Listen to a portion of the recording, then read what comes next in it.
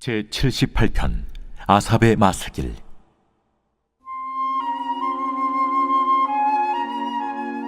내 백성이여, 내 율법을 들으며 내 입의 말에 귀를 기울일지어다. 내가 입을 열어 비유로 말하며 예로부터 감춰졌던 것을 드러내려 하니, 이는 우리가 들어서 아는 바요 우리의 조상들이 우리에게 전한 바라. 우리가 이를 그들의 자손에게 숨기지 아니하고 여호와의 영예와 그의 능력과 그가 행하신 기이한 사적을 후대에 전하리로다. 여호와께서 증거를 야곱에게 세우시며 법도를 이스라엘에게 정하시고 우리 조상들에게 명령하사 그들의 자손에게 알리라 하셨으니, 이는 그들로 후대 곧 태어날 자손에게 이를 알게 하고 그들은 일어나 그들의 자손에게 일러서 그들로 그들의 소망을 하나님께 두며 하나님께서 행하신 일을 잊지 아니하고 오직 그의 계명을 지켜서 그들의 조상들 곧 완고하고 패역하여 그들의 마음이 정직하지 못하며 그 심령이 하나님께 충성하지 아니하는 세대와 같이 되지 아니하게 하려 하심이로다. 에브라임 자손은 무기를 갖추며 활을 가졌으나 전쟁의 날에 물러갔도다. 그들이 하나님의 언약을 지키지 아니하고 그의 율법 준행을 거절하며 여호와께서 행하신 것과 그들에게 보이신 그의 기이한 일을 잊었도다. 예적에 하나님이 애굽 땅 소안 들에서 기이한 일을 그들의 조상들의 목전에서 행하셨으되, 그가 바다를 갈라 물을 무더기같이 서게 하시고 그들을 지나가게 하셨으며, 낮에는 구름으로 밤에는 불빛으로 인도하셨으며, 광야에서 반석을 쪼개시고 매우 깊은 곳에서 나오는 물처럼 흡족하게 마시게 하셨으며, 또 바위에서 시내를 내사 물이 강같이 흐르게 하셨으나 그들은 계속해서 하나님께 범죄하여 메마른 땅에서 지존자를 배반하였도다. 그들이 그들의 탐욕대로 음식을 구하여 그들의 심중에 하나님을 시험하였으며, 그뿐 아니라 하나님을 대적하여 말하기를 하나님이 광야에서 식탁을 베푸실 수 있으랴. 보라, 그가 반석을 쳐서 물을 내시니 시내가 넘쳤으나 그가 능히 떡도 주시며 자기 백성을 위하여 고기도 예비하시랴 하였도다.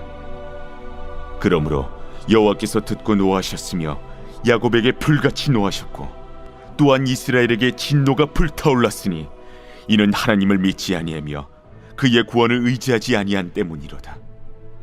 그러나 그가 위에 궁창을 명령하시며 하늘 문을 여시고 그들에게 만나를 비같이 내려 먹이시며 하늘 양식을 그들에게 주셨나니, 사람이 힘센 자의 떡을 먹었으며 그가 음식을 그들에게充足히 주셨도다. 그가 동풍을 하늘에서 일게 하시며 그의 권능으로 남풍을 인도하시고 먼지처럼 많은 고기를 비같이 내리시고 나는 새를 바다의 모래같이 내리셨도다. 그가 그것들을 그들의 진중에 떨어지게 하사 그들의 거처에 두르셨으므로 그들이 먹고 심히 배불렀나니 하나님이 그들의 원대로 그들에게 주셨도다. 그러나 그들이 그들의 욕심을 버리지 아니하여 그들의 먹을 것이 아직 그들의 입에 있을 때에 하나님이 그들에게 노염을 나타내사 그들 중 강한 자를 죽이시며 이스라엘의 청년을 쳐 엎드러 뜨리셨도다. 이러함에도 그들은 여전히 범죄하여 그의 기이한 일들을 믿지 아니하였으므로 하나님이 그들의 날들을 헛되이 보내게 하시며 그들의 횟수를 두려움으로 보내게 하셨도다. 하나님이 그들을 죽이실 때에 그들이 그에게 구하며 돌이켜 하나님을 간절히 찾았고, 하나님이 그들의 반석이시며 지존하신 하나님이 그들의 구속자이심을 기억하였도다. 그러나 그들이 입으로 그에게 아첨하며 자기 혀로 그에게 거짓을 말하였으니, 이는 하나님께 향하는 그들의 마음이 정함이 없으며 그의 언약에 성실하지 아니하였음이로다. 오직 하나님은 긍휼하심으로 죄악을 덮어주시어 멸망시키지 아니하시고 그의 진노를 여러 번 돌이키시며 그의 모든 분을 다 쏟아내지 아니하셨으니, 그들은 육체이며 가고 다시 돌아오지 못하는 바람임을 기억하셨습니다. 그들이 광야에서 그에게 반항하며 사막에서 그를 슬프시게 함이 몇 번인가. 그들이 돌이켜 하나님을 거듭거듭 시험하며 이스라엘의 거룩하신 일을 노엽게 하였도다.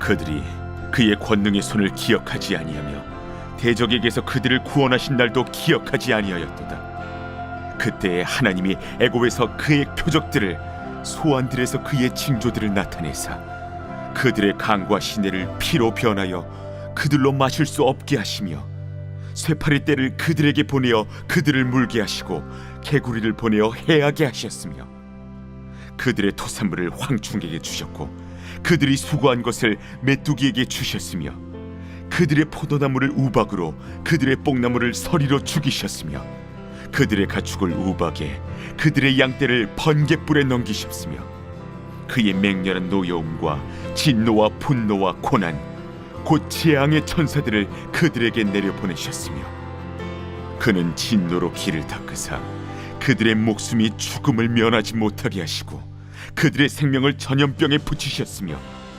애굽에서 모든 장자 곧 함의 장막에 있는 그들의 기력에 처음 것을 치셨으나 그가 자기 백성은 양같이 인도하여 내시고 광야에서 양떼같이 지도하셨도다.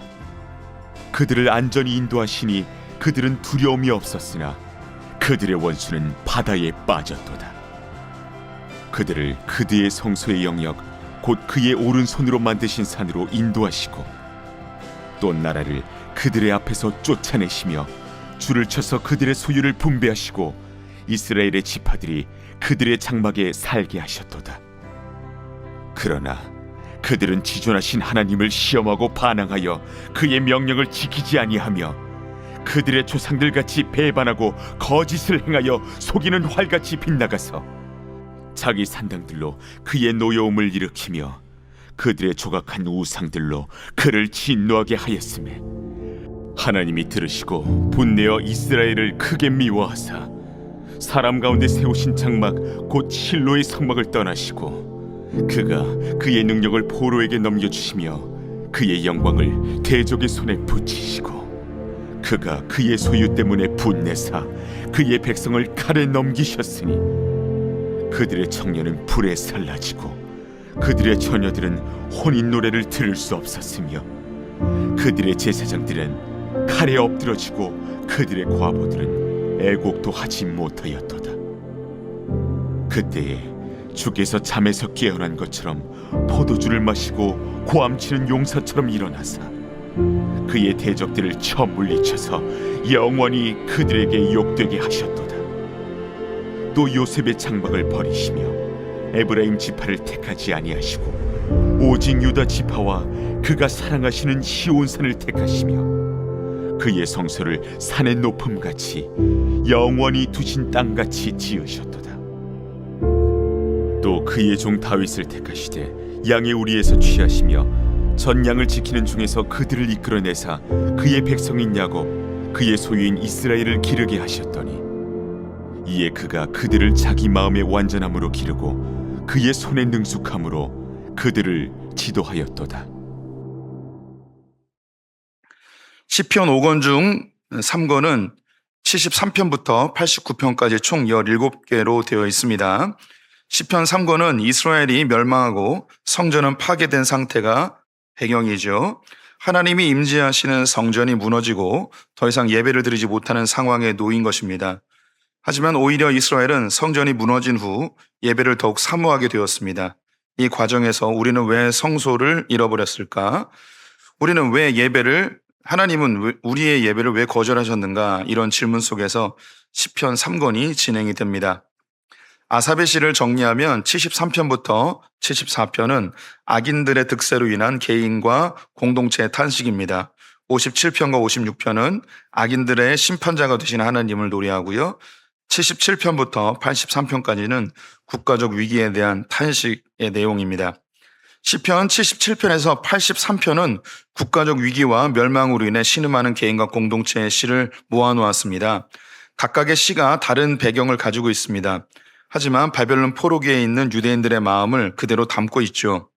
시편 75편과 76편은 하나님께서 정하신 때에 일어나 악인을 심판하시고 온유한 자를 구원하실 것을 선포하였습니다. 그러나 77편은 다시 힘든 현실로 인해 그렇다면 하나님은 지금 어디 계시는가? 하나님께서 정말 우리를 영원히 버리신 것인가? 라는 다시 근심하게 됩니다. 78편은 흔들리는 마음을 애굽에서 이스라엘을 구원하신 하나님이 기억하며 다시 일어서기로 결단하였습니다. 오늘 78편에서는 출애굽이라는 생생한 역사적 경험을 한 이스라엘이 어떻게 살았는지를 보여줍니다. 이것을 반면 교훈 삼아서 다시는 반복되는 실수를 범하지 말라는 당부의 내용이 담겨져 있습니다.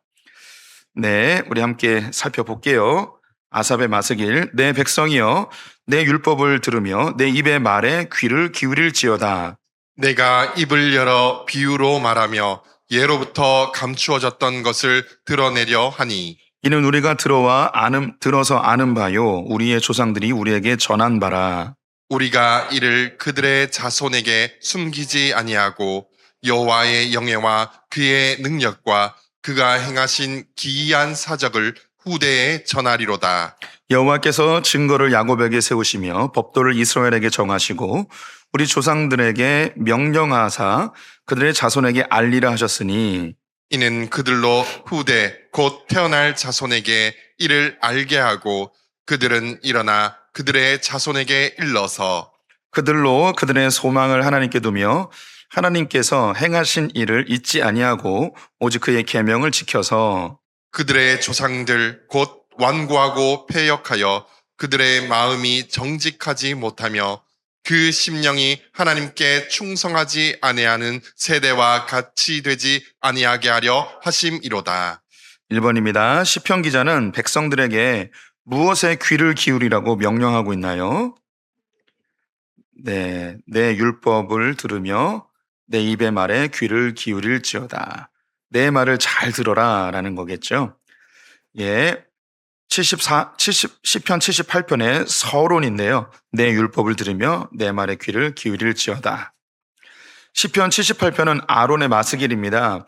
마스길은 교훈이라는 뜻으로 시편 기자가 믿음의 후배들에게 교훈적 내용을 노래로 전달하고자 만든 것이죠.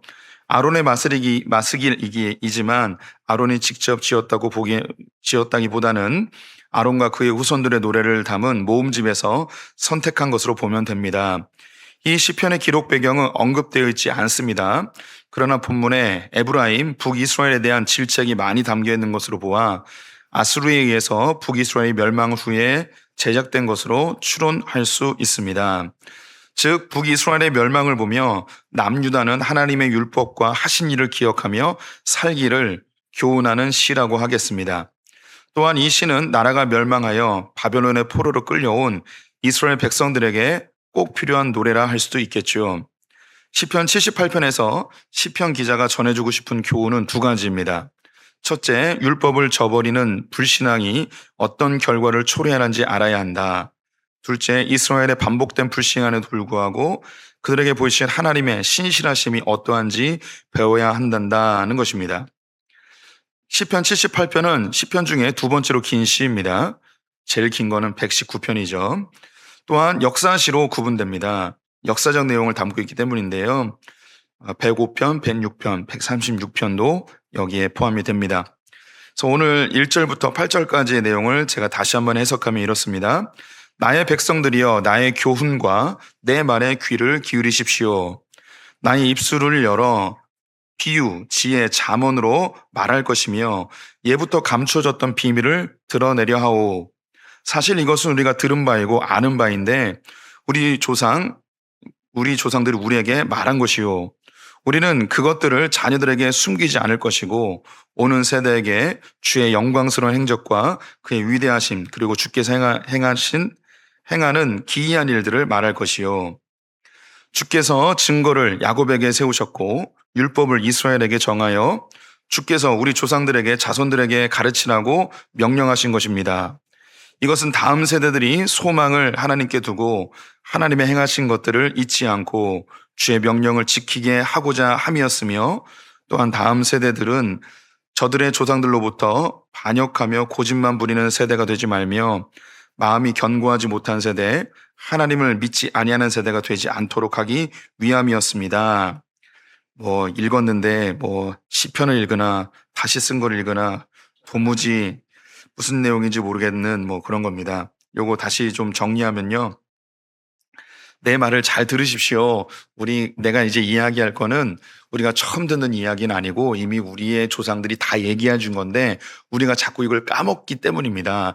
그래서 제가 이야기하는 걸 다시 잘 들어서 우리 조상들이 지었던 죄들을 다시는 짓지 말고 우리 한번 잘 살아봅시다. 이렇게 이제 이야기를 시작하고 있는 겁니다. 마저 읽으면 시편 78편은 나라를 잃고 포로로 끌려간 이스라엘 백성들에게 중요한 교훈을 전달합니다. 왜 우리는 멸망하였을까? 우리가 뭘 잘못하고 뭘 놓친 걸까? 다시 회복될 수 있는 걸까? 시편 기자는 나의 율법과 내 입의 말이라고 합니다. 하지만 이것은 하나님의 선포입니다. 주의 율법과 주의 말씀을 들으라는 것이죠. 예부터 후대에게 계속 전해 내려온 그 말씀으로 돌아가라는 것입니다. 그러면 이 시편 기자가 믿음의 후배들에게 뭘 이야기하고 싶은지 구체적으로 들어가 보도록 하지요. 9절부터 11절까지 교독하겠습니다. 에브라임 자손은 무기를 갖추며 활을 가졌으나 전쟁의 날에 물러갔도다. 그들이 하나님의 언약을 지키지 아니하고 그의 율법 준행을 거절하며 함께 읽습니다. 여호와께서 행하신 것과 그들에게 보이신 그의 기이한 일을 잊었도다. 2번입니다. 에브라임 자손의 잘못이 아닌 것은 무엇일까요? 1. 하나님의 언약을 지키지 아니함. 2. 주의 율법 준행을 거절함. 3. 여호와께서 행하신 것을 잊어버림. 4. 주께서 보이신 기이한 일들을 노래함. 4번입니다. 난이도가 높진 않았습니다. 에브라임의 실패. 시편 78편의 1차적 배경은 에브라임, 북이스라엘의 멸망에 있습니다. 에브라임 지파는 이스라엘의 장자 지파였고 북이스라엘의 핵심 지파였습니다. 여호수아가 여기에 속했었고요. 사마리아가 이곳의 수도였습니다. 여호수아의 죽음 이후 에브라임은 장자의 직분을 충실히 감당하지 않았으며 대우만 받으려고 하였습니다. 가나안 땅에서 가장 풍요로운 지역을 차지한 에브라임 지파는 군사적으로 강대했습니다. 하지만 그들은 기원전 722년 아수르에 의해 멸망당하죠. 시편 기자는 에브라임의 멸망 원인이 군사력의 문제가 아니었고 하나님의 언약을 지키지 않고 율법을 준행하지 아니하였으며 여호와께서 행하신 것과 보이신 기이한 일들을 잊었기 때문이라고 평가하고 있습니다. 시편 78편은 2차적으로 바벨론 포로로 끌려온 남유다 백성들에게 적용됩니다. 그들이 자랑하던 하나님의 임재하신 아름다운 성전과 예루살렘 성은 파괴되었습니다. 그들은 힘이 없어서 망했다고 생각을 하고 있죠. 정치적으로 무능해서 국제적 감각이 떨어져서 왕을 잘못 만나서 하지만 남유다가 망한 것은 하나님의 율법과 말을 지키지 않았기 때문이라는 것입니다. 네, 이미 다 이해하셨겠지만 다시 이야기 드리면 이 78편의 1차적 배경은 북이스라엘이 멸망한 거예요. 그래서 남쪽 유다 사람들에게 이야기하는 겁니다. 여러분 보십시오. 저 북이스라엘이 저렇게 강력한 군사력을 갖고 있음에도 불구하고 아수르에 의해서 이렇게 멸망하게 됐습니다. 이 북이스라엘이 멸망한 것은 군사력이 약해서가 아닙니다. 하나님의 율법을 지키지 않았고 하나님의 말을 귀담아 듣지 않고 하나님의 행하신 일들을 기억하지 못하였기 때문에 멸망했습니다. 그러니 남유다 백성 여러분은 하나님의 말씀에 귀 기울이고 하나님의 행하신 놀라운 기이한 일들을 기억하여서 절대 하나님을 떠나면 안 됩니다. 이렇게 지금 이야기하고 있는 거죠. 근데 이 시를 불렀던 그 남유다 사람들이 얼마 지나지 않아 바벨론에 의해서 폭삭 망해버렸습니다. 지금 이 시를 다시 편집된 시를 읽고 있는 사람들은 나라가 멸망하고 성전이 무너지고 예루살렘 성이 불타서 바벨론의 포로로 끌려온 사람들이 이 시를 읽고 있는 거죠. 그럼 이 시를 읽으면서 무슨 생각을 하냐면 우리가 왕을 잘못 만나서 멸망한 게 아니고 군사적으로 약해서 멸망한 게 아니고 돈이 없어서 멸망한 게 아니고 우리가 하나님을 잊어버려서 멸망한 거구나라고 생각하며 다시 정신을 차릴 수 있겠죠. 그래서 지금 이렇게 에브라임의 멸망 이후에 이 시가 지어졌음을 보았습니다. 계속 보겠습니다. 12절부터 16절 교독합니다. 옛적에 하나님이 애굽 땅 소환들에서 기이한 일을 그들의 조상들의 목전에 행하셨으되 그가 바다를 갈라 물을 무더기 같이 서게 하시고 그들을 지나가게 하셨으며 낮에는 구름으로 밤에는 불빛으로 인도하셨으며 광야에서 반석을 쪼개시고 매우 깊은 곳에서 나오는 물처럼 흡족하게 마시게 하셨으며 또 바위에서 시내를 내사 물이 강같이 흐르게 하셨으나 3번입니다. 옛적에 하나님의 애굽 땅에서 행하신 기이한 일들이 아닌 것은 무엇일까요? 1. 바다를 갈라 무더기같이 서게 하심. 2. 낮에는 구름으로 밤에는 불빛으로 인도하심. 3. 광야에서 반석을 쪼개 물을 마시게 하심. 4. 바위에서 시내를 내어 바다를 만드심. 네, 예. 강같이 흐르게 하셨죠. 바다는 아니고. 하나님이 행하신 놀라운 일, 출애굽.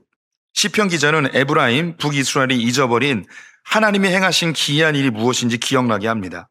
바로 출애굽 사건이었습니다. 하나님은 애굽의 소안, 나일강 삼각주에 위치한 중요한 도시로 여기에 이제 라암셋도 같이 있습니다. 소안들에서 출애굽을 시작하였다고 합니다. 홍해를 가르시고 이스라엘 지나게 하셨습니다. 광야 40년 동안 구름기둥과 불기둥으로 인도하셨고 반석을 쪼개어 물을 내시고 그 물이 시내가 되어 강같이 흘렀다고 합니다. 구약 이스라엘은 위기의 순간마다 신앙을 새롭게 하기 위해 그들의 첫 출발지인 출애굽 사건으로 돌아가곤 하였습니다. 전혀 가능성이 없던 노예 이스라엘이 하나님의 기적적인 도우심으로 애굽을 나왔고 가나안 땅까지의 여정 역시 하나님의 놀라운 역사들이 없었으면 불가능한 사건이었습니다. 이것은 이스라엘이 위기의 순간마다 절대적 기준이 되었습니다. 애굽의 종살이 때보다 심각한 상황은 없었기 때문입니다.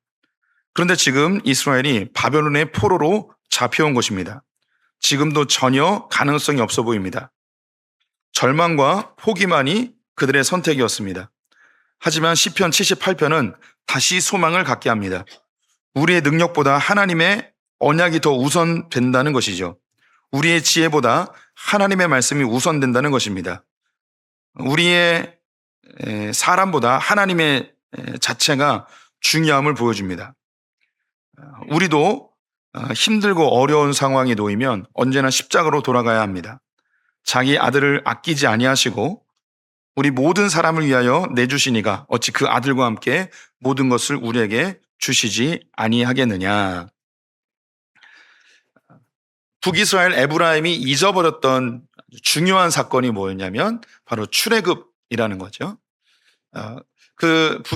북이스라엘 사람들이 아수르의 공격을 당할 때에 그들이 선택한 것은 하나님을 붙잡는 것보다도 주변에 있는 다른 나라들과 연합을 하여서 아수르를 방어하려고 했던 것이 그들의 전략이었습니다. 그들은 전혀 가능성이 없는 그런 상황 속에 그 언약의 하나님, 이스라엘을 애굽에서 건져주신 그 하나님을 붙잡았어야 되는데 그 하나님을 붙잡지 않고 사람의 방법들을 사용했던 것이죠.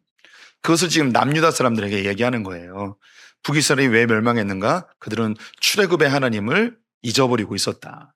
너희들이 삶의 위기와 국가적 위기, 공동체 위기가 있을 때 다른 것 의지하려 하지 말고 하나님만 붙들어라. 지금 이 이야기를 하고 있는 거죠. 그런데 이 남유다도 똑같이 바벨론에 의해서 공격을 당할 때에 그들은 애굽과 손을 잡고 바벨론을 물리치려고 하였습니다. 근데 결국은 애굽에 의해서도 뒤통수 맞고 바벨론에 의해서 쫄딱 망하고 혹상 망하고 그렇게 돼버렸습니다. 하나님을 의지하지 못했던 거죠. 근데 지금 이제 그들이 바벨론의 포로로 끌려갔습니다. 지금 그들은 애굽에 있었을 때와 똑같은 상황인 거죠. 조금 삶은 나아질 수 있었겠지만 그래도 노예의 신분으로 포로로 끌려와 삶의 희망이 없고 자기의 능력으로는 독립할 수 없고 고향으로 돌아갈 수 없는 그런 똑같은 상황에 놓여 있는 겁니다. 그때 이 78편이 얼마나 큰 도전이 되겠습니까? 우리의 선배들도 우리의 믿음의 조상들도 애굽에서 종살이하고 있을 때 하나님이 놀라운 능력으로 가나안 땅으로 인도해 주셨는데 우리도 지금 똑같이 바벨론의 포로로 살아가고 있지만 우리도 희망을 놓으면 안 되고 하나님을 끝까지 붙들면서 이 상황에 절망하지 말고 주님만 붙들면 주님이 우리를 건져내실 거야 라는 소망의 메시지가 이 안에 담겨 있는 거죠. 우리는 결론을 알고 있어요. 고레스에 의해서 이스라엘 백성들이 다시 돌아오게 됩니다. 그런데 이런 거 이렇게 보면 맞아. 주님이 애굽에서도 건져주셨고 바벨론에서 건져주셨고 정말 우리 하나님 위대하신 하나님이야 라고 이런 걸 알아요. 들었어요. 잘 알아요. 우리 성도님들 문제도 잘 풀잖아요. 거의 대부분이 답이 4번에 있어서 찍은 것도 가끔 있지만 거의 대부분 맞잖아요. 그런데 성도님들의 삶에 사방이 우겨싸는 상황이 놓이면 이거 생각날까 안 날까요? 이게 안 나는 거예요, 이게. 왜? 우리가 보면 참 신기하다. 북이스라엘 왜 하나님을 의지하지 못했지? 와, 남유다 사람도 어떻게 하나님을 의지하지 못했지? 이제 뒤에 나오겠지만 광야 40년 생활하면서 그들은 직접 홍해가 갈라지는 것도 봤고, 만나 매출하기 아침만 일어나면 만나가 뭐 땅바닥에 있고 바위가 갈라져서 물이 강물처럼 흐르고 이런 거 다 봤는데 또 힘들면 하나님께 불평하고 왜 하나님 자꾸 잊어버리지? 라고 생각하는데 그놈이나 이놈이나 다 똑같다. 우리도 지금 이 78편의 시편 기자가 이야기하는 것처럼 우리가 다 들었고 다 아는 건데 그 하나님을 자꾸 잊어버리는 거예요. 또 잊어버리고 또 잊어버리고. 왜 시를 이 시편을 만들었겠어요? 노래하면서 계속 기억하라고.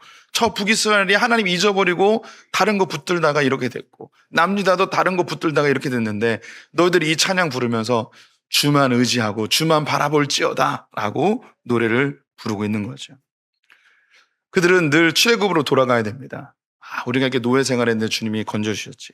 그게 그들의 약속의 장소였어요. 이제 우리는 십자가로 돌아가야 되는 거죠. 오늘 읽었던 로마서 8장 22절의 말씀, 하나님이 사랑하는 아들 독생자 예수 그리스도를 내어주시기까지 우리에게 사랑하셨는데 왜 다른 것을 은사로 더해주지 않겠습니까? 아들을 내어줬는데 다른 거 왜 안 주시겠습니까? 여기서 생각하셔야 되는 거예요. 다른 거 안 줄 때는 아까워서 안 주는 게 아니죠. 내가 싫어서 안 주는 거 아니고, 내가 뭘 그렇게 크게 잘못해서 아니고 이유가 있어서 안 주시는 거예요.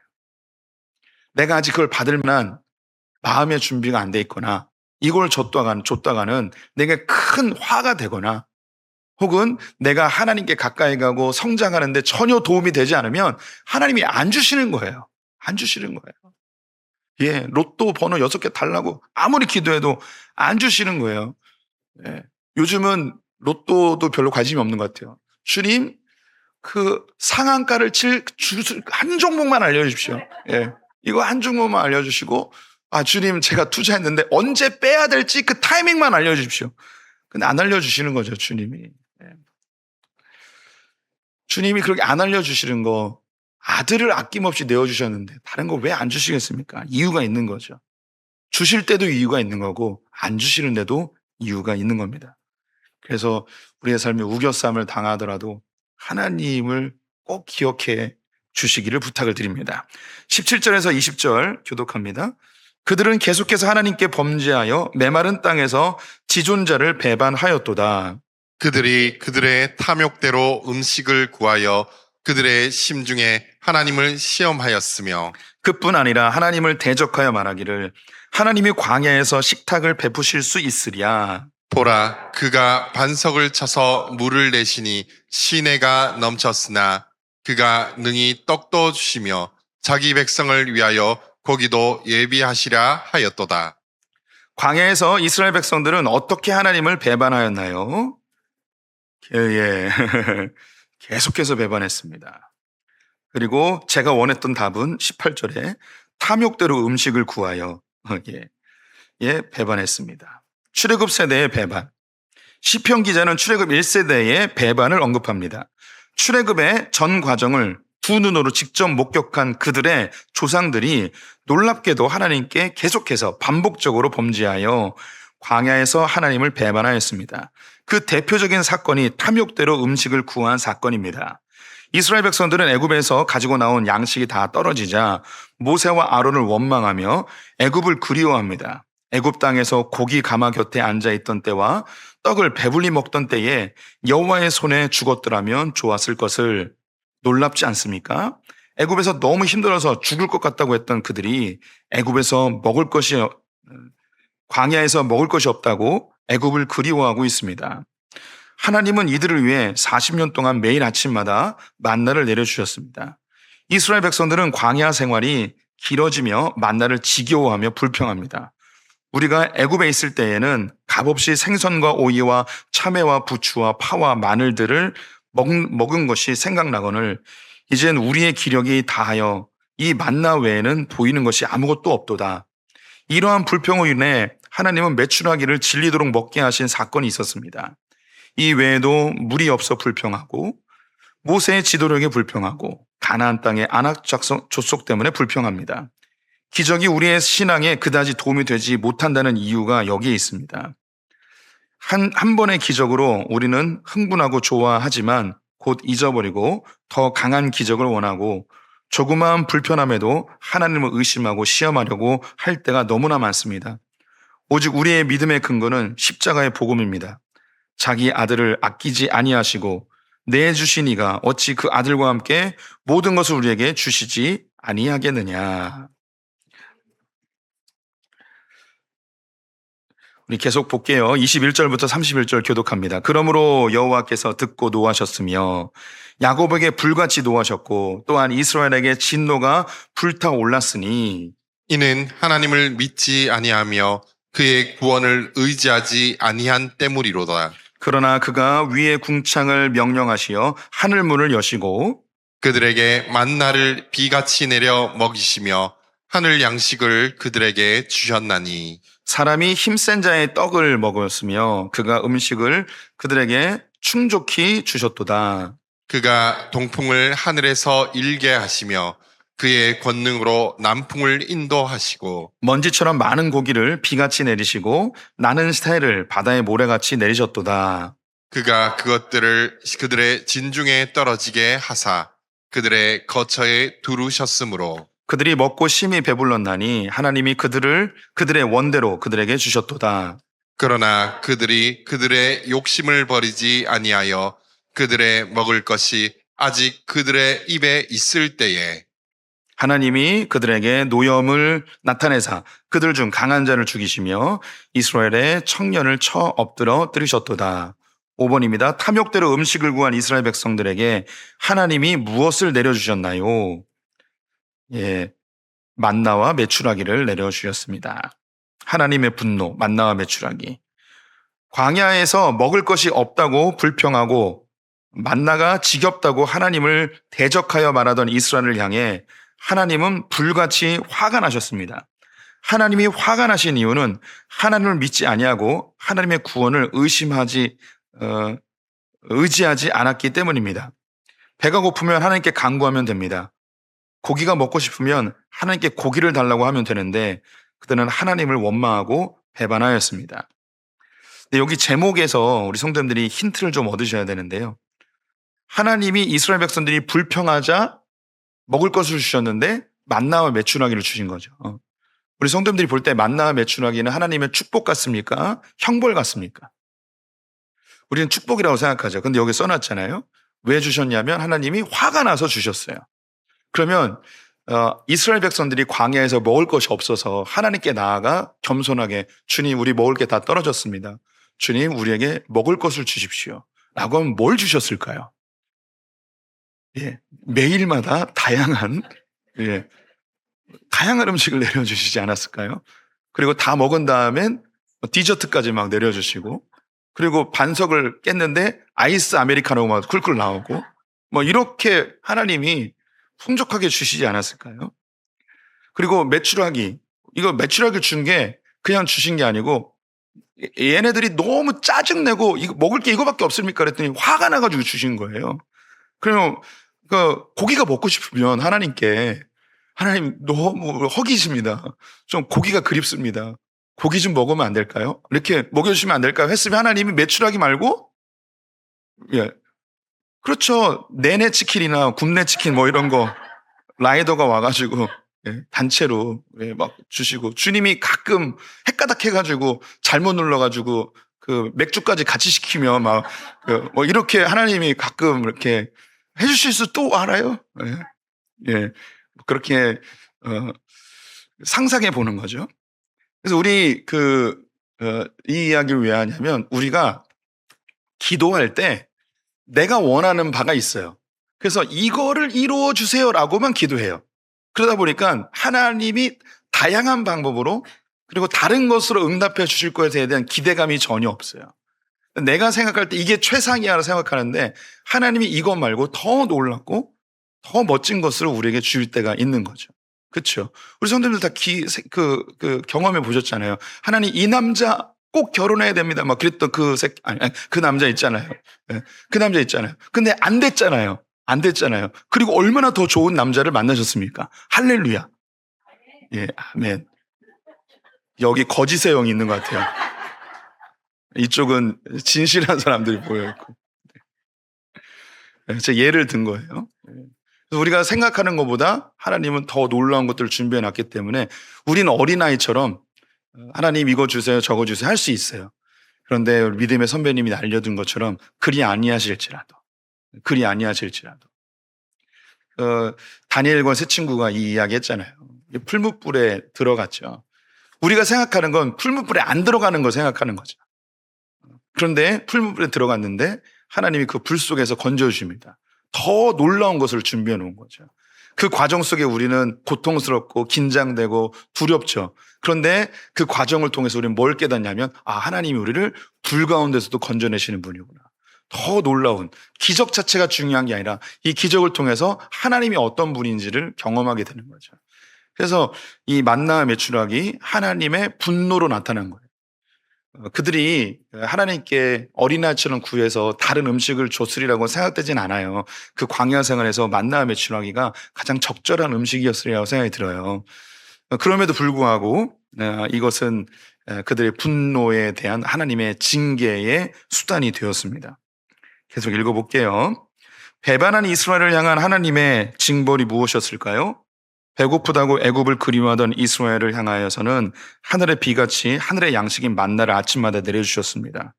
또한 만나가 지겹다며 애굽에서 먹던 고기를 그리워하는 그들에게 메추라기를 바다의 모래같이 내리셨고 질리도록 먹게 하셨습니다. 이 과정에서 하나님이 큰 재앙으로 백성들을 치셨다고 합니다. 이곳에서 욕심을 낸 백성들이 많이 죽었고 그곳의 이름을 기브롯 핫다와라고 불렀습니다. 기브롯 핫다와는 탐욕의 무덤이라는 뜻인데요. 민수기에는 어떤 재앙이 임했는지 언급되어 있지 않습니다. 시편 78편은 강한 자와 청년들이 죽었다고 되어 있죠. 힌트가 있다면 그곳의 지명입니다. 기브롯 핫다와와 탐욕의 무덤. 하나님은 메추라기를 냄새도 싫어하기까지 한 달 동안 먹게 하실 것이라고 말씀하셨습니다. 아마도 한 달이 지난 메추라기를 먹고 죽은 것으로 보여집니다. 만나는 하루 동안 보관이 가능했다면 메추라기는 한 달 동안만 보관이 가능했던 거죠. 이후에 먹은 사람은 부패한 메추라기로 인해 죽은 것으로 보입니다. 어떤 원인인지는 알 수 없지만 분명한 것은 이스라엘은 고기를 원했고 하나님은 질리도록 메추라기를 주셨습니다. 그럼에도 감사하지 않고 여전히 탐욕을 부리므로 하나님은 진노하셔서 징계를 내리신 것이죠. 네, 이스라엘 백성들 자체가 출애굽을 두 눈으로 생생하게 보았음에도 불구하고 먹을 것, 마실 것, 고기 이걸로 하나님을 불평합니다. 우리 성도들이 생각할 때 홍해가 갈라지는 게 어렵겠습니까? 고기를 주는 게 어렵겠습니까? 근데 이스라엘 백성들은 생각을 못하는 거죠. 홍해를 가르신 분이 고기를 줄 수 있을까? 이렇게 생각하는 거죠. 하나님이 1조 원을 있는데 나에게 100만 원 줄 수 있을까? 이런 생각을 하는 거죠. 이게 예수님하고 똑같은 거죠. 하나님이 아들 예수 그리스도를 죽이면서 우리에게 선물로 주셨는데 내 취업의 문제 이거 하나님이 해결해 줄 수 있을까? 이런 생각을 하는 거죠. 하나님이 아들을 죽였는데 우리 집 문제를 해결해 줄 수 있을까? 예. 아들을 죽이는 게 어렵겠습니까? 집 문제 해결해 주는 게 어렵겠습니까? 근데 우리는 자꾸 이 아들을 내어주신 하나님의 사랑을 잊어버리고 지금 내 문제가 너무 크게만 느껴지는 거죠. 광야에 있었던 이스라엘 백성들과 지금 우리의 모습이 똑같은 거죠. 그래서 이 시편 기자가 이야기하는 거예요. 제발 잊어버리지 마라.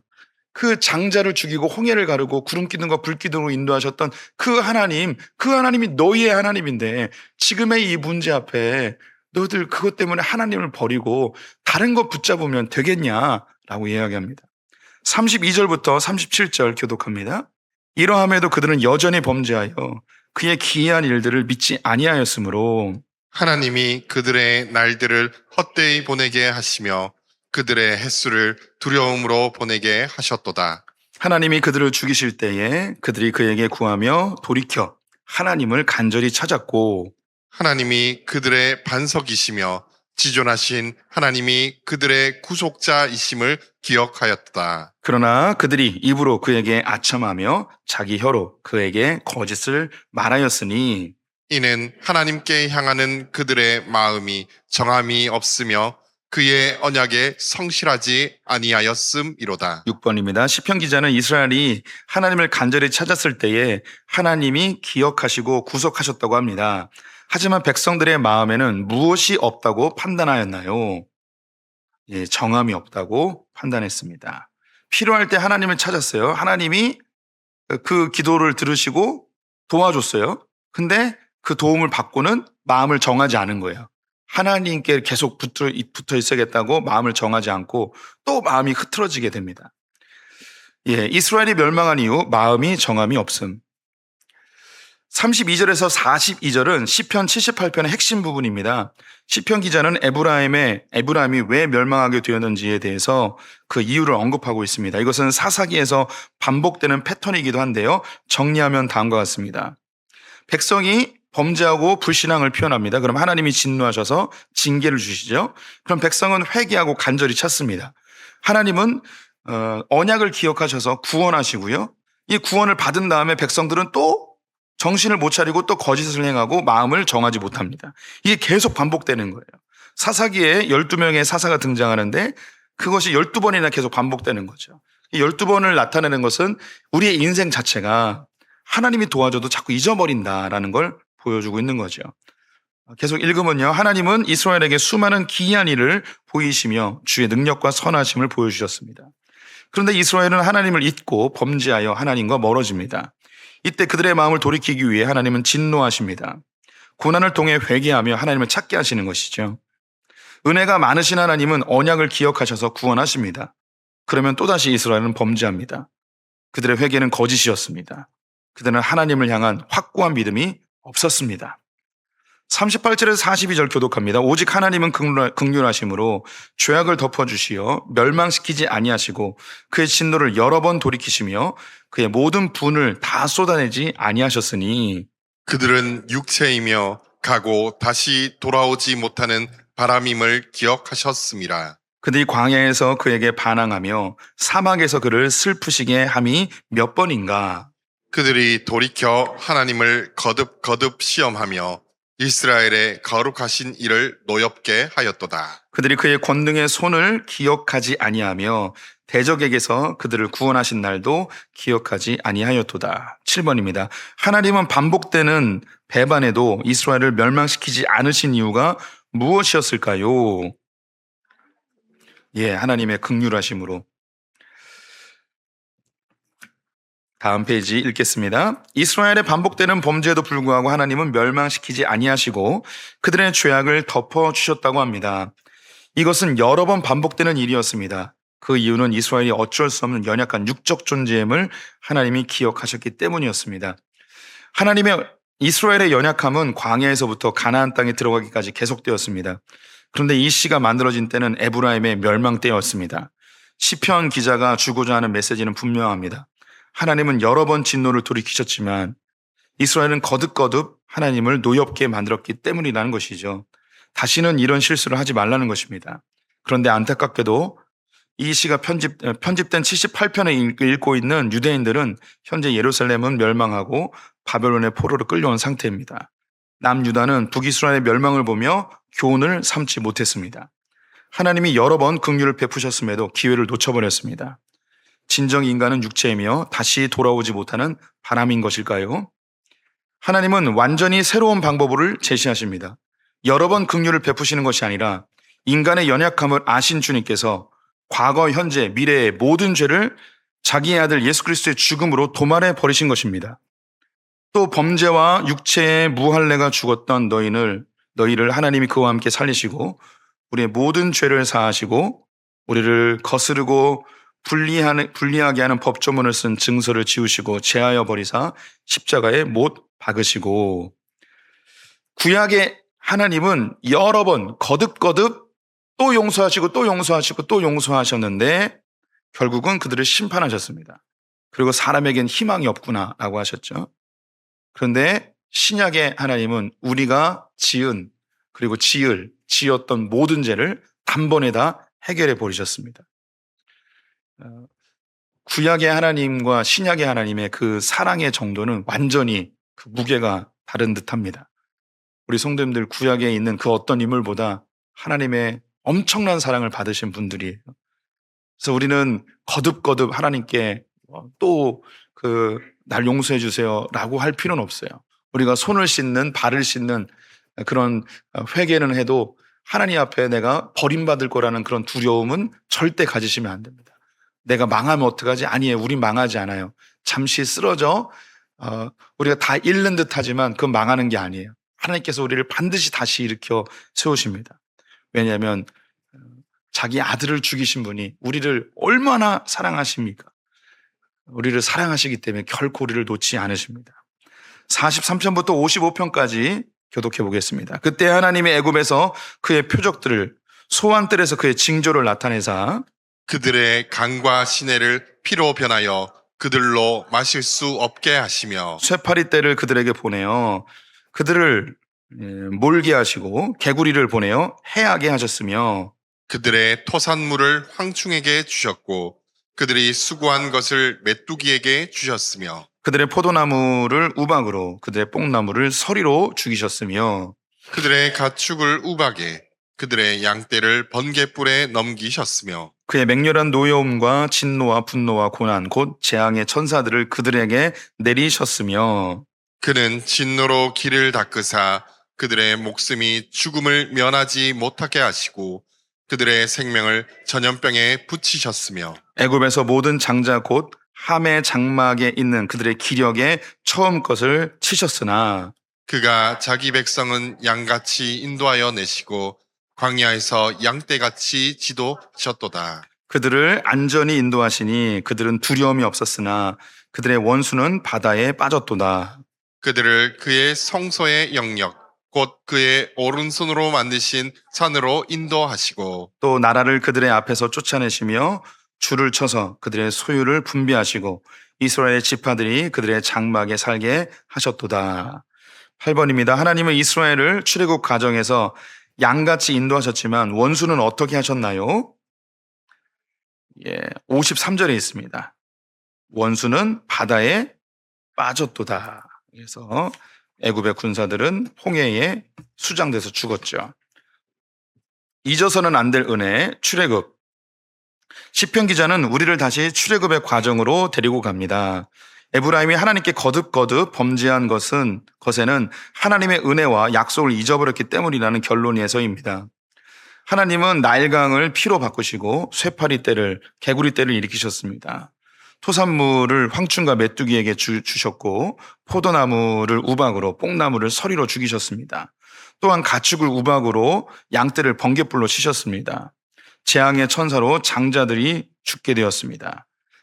하지만 자기 백성을 양같이 인도하셨으며 원수를 바다에 빠치셨습니다. 그리고 하나님의 오른손으로 만든 산 예루살렘으로 인도하셨죠. 이것은 바벨론의 포로로 끌려온 유대인들에게 더욱 피부로 와닿는 이야기입니다. 우리가 하나님께로 돌아가면 긍휼이 많으신 하나님께서 제2의 출애굽을 실행시키실 분이시기 때문입니다.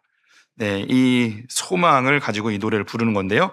56절에서 64절 교독합니다. 그러나 그들은 지존하신 하나님을 시험하고 반항하여 그의 명령을 지키지 아니하며 그들의 조상들 같이 배반하고 거짓을 행하여 속이는 활같이 빗나가서 자기 산당들로 그의 노여움을 일으키며 그의 조각한 우상들로 그를 진노하게 하셨으며 하나님이 들으시고 분내어 이스라엘을 크게 미워하사 사람 가운데 세우신 장막꽃 실로의 성막을 떠나시고 그가 그의 능력을 포로에게 넘겨주시며 그의 영광을 대적의 손에 붙이시고 그가 그의 소유 때문에 분내사 그의 백성을 칼에 넘기셨으니 그들의 청년은 불에 살라지고 그들의 처녀들은 혼인 노래를 들을 수 없었으며 그들의 제사장들은 칼에 엎드려지고 그들의 과부들은 애곡도 하지 못하였도다. 9번입니다. 하나님이 이스라엘을 버리신 결정적 범죄는 무엇이었을까요? 58절입니다. 산당에서 예배하고 조각한 우상들을 섬겼기 때문입니다. 우상 숭배. 시편 기자는 하나님이 여러 번 이스라엘에게 긍휼을 베푸셨는데 왜 하나님은 북이스라엘을 멸망시킬 수밖에 없었는지 말합니다. 바로 우상숭배입니다. 하나님은 이스라엘의 신앙을 빗나간 활로 비유하고 있습니다. 이스라엘의 종교적 열심은 당겨진 활 시위와 같았습니다. 이 활은 우상으로 향하여 있었습니다. 하나님은 여러 번 범죄하고 언약을 잊어버린 것을 돌이키셨는데 결국 하나님을 버리고 우상을 의지하는 이스라엘을 멸망시키게 하셨습니다. 하나님의 멸망은 너희들이 의지하는 우상이 얼마나 무능한 존재인지 직접 경험해 보라는 의미입니다. 우상은 구원할 능력이 없습니다. 우상은 행복하게 해줄 것 같지만 우리를 더욱 불행하게 만듭니다. 우상은 우리의 목마름을 해결해 줄 것 같지만 더욱 타는 갈증을 느끼게 합니다. 우상은 나를 위해 죽지 않고 나의 목숨을 요구합니다. 결국 하나님은 실로의 장막을 떠나셨습니다. 실로는 북이스라엘 에브라임 지파에 있었습니다. 이곳은 성전이 만들어지기 전 성막이 주로 설치되었던 장소였습니다. 하나님의 영광이 북이스라엘을 떠나신 것이죠. 그 결과 기원전 722년 아수르에 의해 북이스라엘은 멸망하였습니다. 61절과 62절에서 하나님이 이스라엘을 향한 마음을 드러내십니다. 그가 그의 능력을 포로에게 넘겨주시며 그의 영광을 대적의 손에 붙이시고 그가 그의 소유 때문에 분내사 그의 백성을 칼에 넘기셨으니 이스라엘은 하나님의 능력이었고 영광이었습니다. 그런데 기원전 586년 하나님의 오른손으로 만든 산 시온산의 성전과 예루살렘 성도 바벨론에 의해서 무너지게 됩니다. 실로도 무너지고 예루살렘 성전도 무너졌다면 이제 하나님의 영광은 어디에 계실까요? 말씀이 육신이 되어 우리 가운데 거하심에 우리가 그의 영광을 보니 바로 하나님의 독생자의 영광 예수 그리스도이십니다. 이 영광을 영접한 자들은 하나님의 성전이 됩니다. 우리가 하나님의 영광이고 소유이고 백성입니다. 이제 시편 기자는 우리에게 소리치고 있습니다. 내 백성이여 내 율법을 들으며 내 입의 말에 귀를 기울일지어다. 예수님이 우리를 위해 십자가에 죽으신 은혜를 잊지 말아야 합니다. 그분이 우리의 삶의 왕좌에 앉으신 왕이십니다. 우리는 종교적 열심으로 하나님을 조종하는 자들이 아닙니다. 하나님 외에 다른 우상을 섬기지 말아야 합니다. 우리는 하나님을 섬기는 듯하지만 우리를 구원해 줄 것을 찾고 있습니다. 지금 당신의 삶의 문제를 해결해 줄 구원의 방편은 무엇입니까? 이것만 해결되면 행복해질 것 같은 것은 무엇입니까? 이것이 없어지면 너무너무 두려운 그것은 무엇입니까? 이것이 하나님보다 더 높아진 우상입니다. 이스라엘이 우상 숭배로 인해 청년은 불에 살라지고 처녀들은 혼인 노래를 들을 수 없고 제사장들은 칼에 엎드려지고 과부들은 애곡도 하지 못하는 상황에 되었습니다. 그의 공동체에서 하나님의 영광이 떠나면 청년이 사라지고 혼인 노래가 사라지고 목회자들이 쫓겨나고 남편 된 그리스도를 잃어버린 성도들은 애곡도 하지 못하는 상황이 됩니다. 이스라엘 백성들이 하나님에 대해서 반복되는 배반을 하였고 하나님께 원망과 불평을 끊임없이 토해냈는데 그래도 하나님은 긍휼이 많으셔서 용서하고 또 구원하고 또 구원했는데 하나님이 참지 못하는 죄가 있었는데 그게 뭐냐면 우상숭배였던 거죠. 하나님이 아닌 다른 것을 섬기는 그 모습은 도저히 참을 수가 없는 거죠. 그래서 하나님께서 결국은 북이스라엘을 멸망시키셨습니다. 그리고 이걸 보고 있었던 남쪽 유다 사람들은 이걸 보면서 우리가 절대 우상숭배하면 안 되겠구나. 하나님만 섬겨야겠구나. 우상숭배 그러면 제사하고 불상에 절하고 이런 개념으로 생각하시면 안 되고 우리 안에 하나님보다 높아진 것들 모든 것이 우상입니다. 근데 내 안에 자리 잡고 있는 우상이 무엇인지 가장 쉽게 분별할 수 있는 방법이 여기 두 가지 질문해놨는데요. 이것만 있으면 너무너무 행복해질 것 같은 것. 이것만 해결되면 너무너무 행복해질 것 같은 것. 그게 우리의 우상입니다. 하나님께 기도하는데 하나님께 기도하면서 내가 원하는 그걸 달라고 기도하는 거죠. 하나님을 섬기는 게 아니라 내가 원하는 그것을 위해서 하나님을 이용하고 조종하고 있는 거죠. 또 다른 하나는 이게 사라지면 너무너무 두려운 거. 그래서 하나님께 기도할 때 뭐라고 기도하냐면 하나님 이거 없애면 안 됩니다. 이거 사라지면 안 됩니다. 이거 죽으면 안 됩니다. 하면서 내가 진짜 우상으로 섬기고 있는 것을 위해서 하나님을 이용하고 조종하고 있을 때가 많이 있죠. 그럼 우리는 어떻게 기도해야 되는가? 하나님 이거 없어도 저는 하나님으로 만족합니다. 하나님 이거 사라져도 하나님 때문에 저는 살 수 있습니다. 하나님 이거 안 이루어 주셔도 하나님 때문에 저는 충분히 살 수 있습니다. 하나님 이거 해결 안 해줘도 저는 하나님 곁에 있으면 충분합니다. 이렇게 이야기할 수 있어야 되는 거죠. 근데 이게 참 쉽지가 않아요. 네, 쉽지가 않아요. 그래서 우리는 또 말씀을 봐야 되고 또 하나님께 나와서 예배하고 다시 우리의 마음을 새롭게 하고 또 새롭게 하고 이 작업을 계속 해야 되는 거죠. 교회에서 열심히 예배하고 교회가 열심히 하나님을 섬기는 듯 하지만 교회도 우상 숭배하는 자리가 되기 너무너무 좋습니다. 교회 자체가 우상이 될 때가 있고요. 목회자가 우상이 될 때가 있고요. 또 내 믿음이 우상이 될 때가 있어요. 내가 믿음이 좋아서 하나님이 나에게 복 주실 거야. 이런 이게 정말 어디서 나오는 근거인지 모르겠는데 이런 자신감이 있는 분들이 꽤 많이 있어요. 예. 나는 죽어도 하나님을 배반하지 않아? 뭐 이런 자신감. 조심해야 돼요. 예.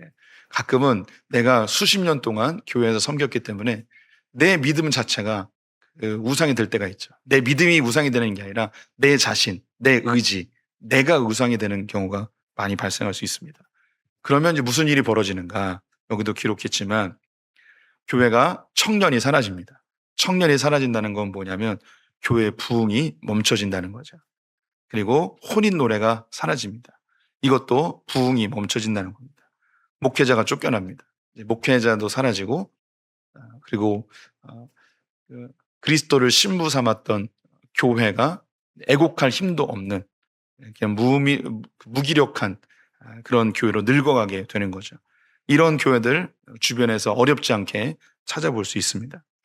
그래서 교회는 끊임없이 하나님만 바라보고 하나님보다 높아진 것이 무엇인지 찾아내서 이것을 우리가 과감하게 버릴 수 있는 그런 교회가 되어야만 하나님께서 기름 부어주시는 끊임없이 부흥하는 교회가 되는 거죠. 65절에서 72절까지 교독합니다. 그때 주께서 잠에서 깨어난 것처럼 포도주를 마시고 고함치는 용사처럼 일어나사 그의 대적들을 쳐 물리쳐서 영원히 그들에게 욕되게 하셨도다. 또 요셉의 장막을 버리시며 에브라임 지파를 택하지 아니하시고 오직 유다 지파와 그가 사랑하시는 시온산을 택하시며 그의 성소를 산의 높음같이 영원히 두신 땅같이 지으셨도다. 또 그의 종 다윗을 택하시되 양의 우리에서 취하시며 전 양을 지키는 중에서 그를 이끌어내사 그의 백성인 야곱 그의 소유인 이스라엘을 기르게 하셨더니 이에 그가 그들을 자기 마음의 완전함으로 기르고 그의 손에 능숙함으로 그들을 지도하였도다. 10번입니다. 하나님은 에브라임 지파 대신에 어느 지파를 택하셨나요? 유다 지파를 택하셨습니다. 하나님의 새로운 선택, 유다 지파, 시온, 다윗. 시편 기자는 남유다 백성들에게 강력한 권면의 말로 시를 마무리합니다. 남유다 백성들은 북이스라엘의 멸망을 두 눈으로 목격했습니다. 북이스라엘이 멸망했다고 하나님이 사라진 것은 아닙니다. 하나님은 실로의 장막 대신에 시온산 성전을 택하셨고 에브라임 지파 대신에 유다 지파를 택하셨습니다. 그리고 다윗을 택하셔서 하나님의 소유인 이스라엘에게 하나님을 섬기는 법, 참된 신앙의 길을 가르치게 하셨다고 합니다. 그리고 다윗은 자기의 마음의 완전함과 그의 손의 능숙함으로 이스라엘을 잘 지도하였다고 합니다. 즉, 이 말은 다윗의 길로 다윗이 하나님을 온전히 섬긴 길로 따르자고 하는 것입니다. 안타깝게도 남유다는 다윗의 길로 행하지 못하고 바벨론에 의해 멸망당하게 됩니다. 포로기의 이스라엘은 하나님의 말씀으로 돌아오는 계기가 되었습니다. 그런데 또다시 그들은 율법주의라는 자기 의에 빠져 자기 자신을 우상으로 섬기게 됩니다. 이때 하나님은 말씀대로 살되 자기를 부인하는 다윗의 후손을 보내십니다. 그분이 바로 예수 그리스도이시죠.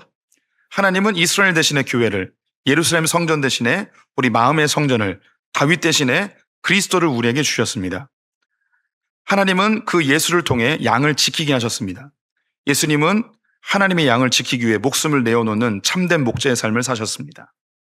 하나님은 예수님을 통해 하나님을 섬기는 모범을 보이셨고 충성된 종인 예수님은 제자들에게 친히 보이셨습니다. 그리고 그 제자들에게 부탁하십니다. 내 양을 먹이라, 내 양을 치라. 이 부탁은 베드로와 사도들에게만 주어진 것이 아니라 오늘의 교회와 모든 성도에게 주어진 사명입니다. 우리는 모두 선한 목자이신 예수님의 돌봄을 받는 양인 동시에 누군가를 돌보도록 부름받은 작은 목자들입니다. 목회자는 성도들을 먹이고 부모는 자녀들에게 하나님의 말씀과 행하신 일을 가르치며 먼저 믿은 세대는 다음 세대에 복음의 이야기를 전해야 합니다. 이것이 시편 78편이 처음부터 강조했던 명령입니다. 우리가 이를 그들의 자손에게 숨기지 아니하고 여호와의 영예와 그의 능력과 그 행하신 기이한 사적을 후대에게 전하리로다. 그러나 우리가 다음 세대에게 전해야 할 이야기는 우리처럼 열심히 살아라라는 성공담이 아닙니다. 이스라엘의 역사는 인간이 얼마나 쉽게 하나님의 은혜를 잊고 욕심을 따라 하나님을 시험하며 우상을 향해 빗나갔는지를 보여줍니다. 동시에 그렇게 완고하고 패역한 백성들을 하나님께서 얼마나 오랫동안 참으시고 긍휼히 여기시며 다시 목자를 세워 인도하셨는지를 보여줍니다. 그러므로 우리의 자녀들에게 감추지 말아야 할 것은 우리의 훌륭함이 아니라 우리의 실패보다 크신 하나님의 은혜입니다. 우리는 다윗처럼 마음이 완전하지도 않고 손이 능숙하지도 않습니다. 그러나 우리에게는 마음이 온전하시고 모든 것에 충성하신 예수님이 계십니다. 이스라엘은 반복해서 하나님을 떠났지만 예수님은 죽기까지 아버지께 순종하셨고 빗나간 양들을 구원하기 위해 십자가에서 자신의 생명을 내어주셨습니다. 그리스도 안에서 하나님은 유대인과 이방인을 하나의 교회로 부르셨고 성령으로 우리 가운데 거하시며 예수님을 우리의 영원한 목자로 세우셨습니다. 그러므로 우리는 자신을 의지하거나 세상의 우상을 따라가지 말고 선한 목자의 음성을 들어야 합니다. 또한 그분에게 받은 복음을 자녀들과 다음 세대에 부지런히 전하고 그들로 소망을 하나님께 두고 하나님께서 행하신 일을 잊지 않게 해야 할 것입니다. 아멘. 여기 이제 다 적지 못했는데요. 오늘 이 마지막 구절에 에브라임 대신에 유다를, 실로의 성막 대신에 예루살렘의 성전을, 그리고 다윗을 주셔서 자기의 양떼들을 지키고 가르치도록 하였다고 기록해 두었죠. 이거를 읽고 있는 바벨론의 포로들은 지금 무엇을 기대하게 되냐면 예루살렘도 멸망했고 또 유다 민족도 사라졌어요. 그러면 그 다음 대체될 게 필요하잖아요. 예루살렘 대신에 에브라임 대신에 유다가 망했으니까 다음이, 그리고 실로가 대신에 예루살렘, 이 예루살렘 성전 대신에 무엇인가가 나올 것입니다. 그럼 다윗 대신에 또 무언가가 나오겠죠. 이걸 이제 기다리게 되는 거죠. 그래서 이제 메시아 신앙이 형성되게 되는 겁니다. 우리는 다시 오실 메시아를 기다리며 살아가고 있습니다. 우리도 이 구약의 백성들과 크게 다르지 않아서 하나님을 또 반복적으로 또 부인하고 또 불평하고 그럴 거예요. 그리고 또 우상에게 절하기도 하고 또 하나님 아닌 다른 것들을 쫓아가다가 하나님께 뒤지게 터져서 또 다시 정신 차리기도 하고 그러죠. 그래도 우리는 포기하지 말아야 될 것이 예수 그리스도의 십자가로 돌아가서 주님만 붙들기로 결심하는 성도들이 되어야 할 것입니다. 주님은 성도님들 너무너무 사랑하십니다. 그래서 우리 성도님들의 연약함을 다 알고 계세요. 부족함도 다 알고 계시고, 그럼에도 주님은 우리를 나의 능력이다, 나의 영광이다, 나의 소유다, 내 백성이다 라고 하면서 내가 너희를 절대 포기하지 않을 테니까 너희도 나의 손을 끝까지 붙잡았으면 좋겠다, 내가 반드시 너희를 구원할 것이다 라고 말씀하고 계십니다. 이 말씀을 잘 기억해서 끝까지 주님 붙드는 성도들 되시기를 축원드립니다.